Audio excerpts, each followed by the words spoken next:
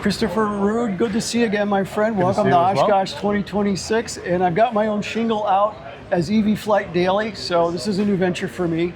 I was at your press conference today and you covered a multitude of subjects.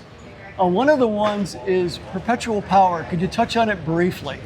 Yes, I mean, when you're talking about what we're trying to accomplish now, we're trying to really work on bringing that cost of adoption to the DeltaHawk engines down. We're talking about finding ways to bridge that initial hump, if you want to call it, and spread out that cost over time.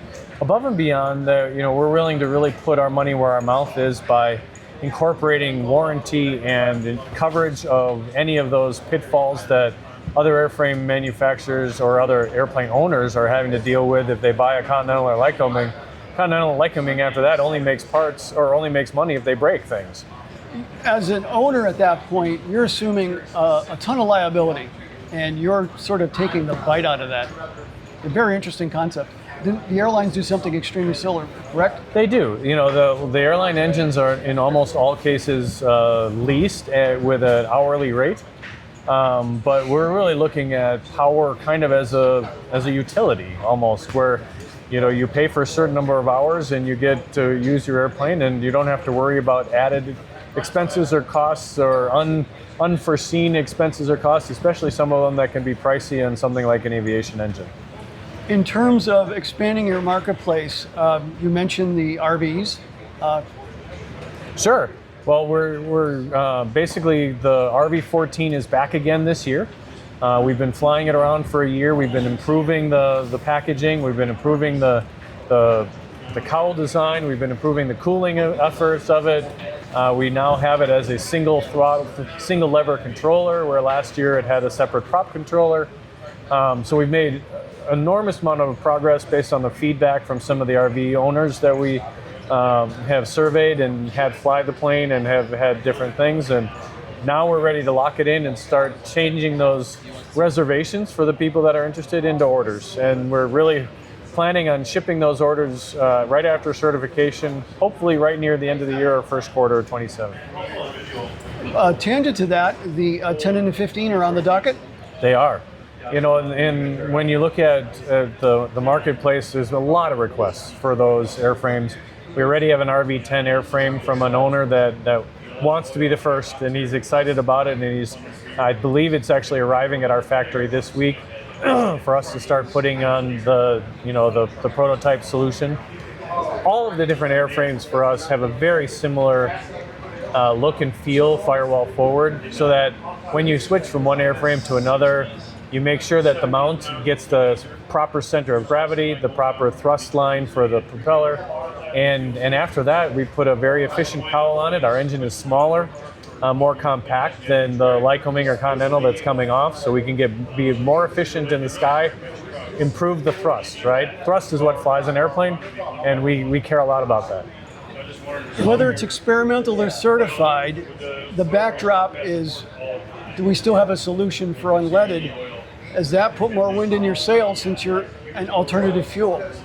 Well, absolutely. I mean, there's still so much unknown about the unleaded fuel options that are out there. I know the FAA has been working for 20 plus years on trying to solve that, and it's not solved yet. And Jet A is going to be here. It's the most commercially available, aviation fuel around the world. So when you look at where should you be able to operate an airplane, well, pretty much every commercially available airport is going to have access to Jet A around the world. And from that standpoint, there isn't any confusion. There isn't any looming deadline of 2030. There isn't any other things with, can this fuel be mixed with that fuel? Is it going to be available where I go? The missionary flying the Bushliner 1850 in a remote area will have no problem finding a JP type fuel. Absolutely. Heavy fuel is going to be the most easily accessible fuel for them. And the reality is, in a pinch, it'll run on pump diesel too. It might be a little smoky. It's optimized for Jet A, but in a pinch, it will work as well. On the certified side, you've had quite a lot of wind in your sails. The Piper Seminole Twin. Here at the show. We flew it in this week. It flies great. We're climbing at 1,750 feet per minute in a arguably a plane that originally was underpowered, because if you actually filled it to max gross weight, it would not climb. we believe it will now. A lot of that is a torque. Your engine's got a much more different torque profile. Very much. I mean, again, the beauty of compression ignition diesel cycle is our torque curve. We also are turbocharged and supercharged. So we're adding a lot of torque to an engine that did not have enough. Other STCs on the horizon, 172, 182, other manufacturers that were mentioned in some of your brochures, maybe even the Bonanza, and who knows who else. Well, here at the show, we brought the first visual of the 6-cylinder engine, which is with Bushliner as the flagship platform for the launch customer of that. But there is a lot of interest in a lot of other airplanes, both new and OEM, as well as retrofit, especially because a lot of the new unleaded fuels will not work in the higher horsepower engines. On the smaller side, an 80 and 100 horse, horizontally opposed, and there's also one in that arena, lower horsepower for the UAS arena. A lot of activity. Could you expound? Of course. Well, when you look at I call it the reason that Mosaic was developed by the FAA, was there's a lot of interest in the light sport category, and that usually is that 80, 100, 120 horsepower market. Right now, we believe we can compete very successfully against Rotax there because, again, we're running on Jet A and they're running on MoGas. We don't have a gearbox. We don't have all of the added complexities, added things that they have to deal with and had many issues with in the field with a keep it simple kind of approach, the DeltaHawk engine. Above and beyond that, our engine shares 80% of the same components that are already certified in the 4-cylinder engine. So it's not a completely new engineering project by any means. It's kind of reducing the number of cylinders, cutting the engine in half, flattening it out for performance reasons. That methodology was used in the 60s a lot with the big three. People forget that one generation of engine actually became the basis for another with commonality. That's correct. Yeah. And we're trying to get back to the things that really worked. I mean, why reinvent some of the wheels of what made those a success at the time? You told me earlier today it's here, but I got to see it last year, a hybrid drive unit mounted for potential hybrid applications in the AAM arena.